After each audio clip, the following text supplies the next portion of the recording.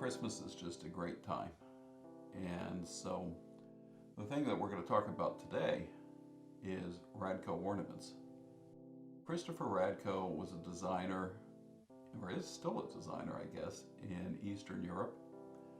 But his early work was very special because for me, going back to the time of hand-blown ornaments, when ornaments were unique, a lot of time went into them by hand.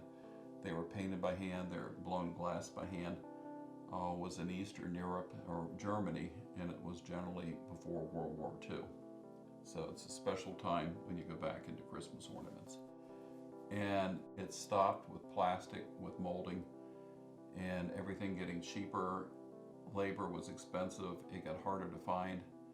And Radko brought that back with inexpensive labor from Poland, which is where he was from, I believe. So to me, I got really back into Christmas ornaments, like a lot of people, with my tie to the past, and getting really invigorated about the hand-blown glass ornaments that started coming out of Eastern Europe, primarily from Radko when the wall came down. So one of the things about the end of the Cold War that was great, Christmas ornaments from Radko in Poland. That's not generally what you hear about, but it was a really good thing.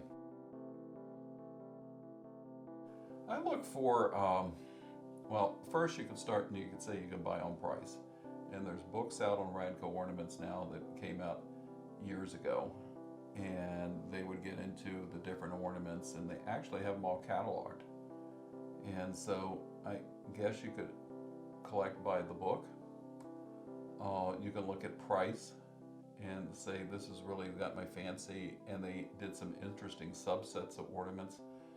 So one that remains very pricey is the 12 Days of Christmas and that whole series. So people like to start with, they buy one and then they look for the rest. And so you have set collectors. The Halloween ornaments that he made actually are pretty pricey. And people love witches, so they're not really, well, you can put them on your Christmas tree. I do sometimes just for a laugh. But his Halloween ornaments are expensive. And Radko would get into some sidelines, and generally those things didn't appreciate or go up as much. And I say generally because it's not always true. But he would make table decorations and some different things, or he's made some cookie jars or some beastie table decorations, meaning gaudy.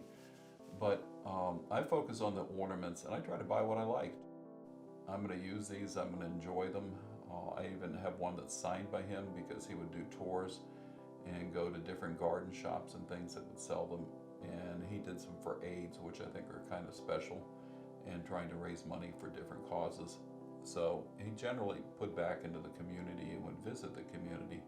So you can find some Radko signed ornaments that aren't too pricey either. So that's the type of stuff I look for. And you can sometimes find them in estate sales where people aren't too sophisticated in knowing what they're selling. But another thing you can look for is with the box.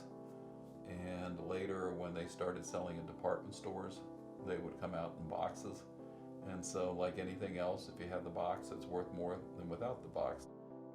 They're still affordable and they're fun. And they aren't, the price of them may have gone down a little bit over the years, but they've held their price fairly well and they're fun. And I love Christmas stuff. Everybody's gonna love Christmas stuff because Christmas stuff brings you back to your past. And Christopher Radko brought that back to us.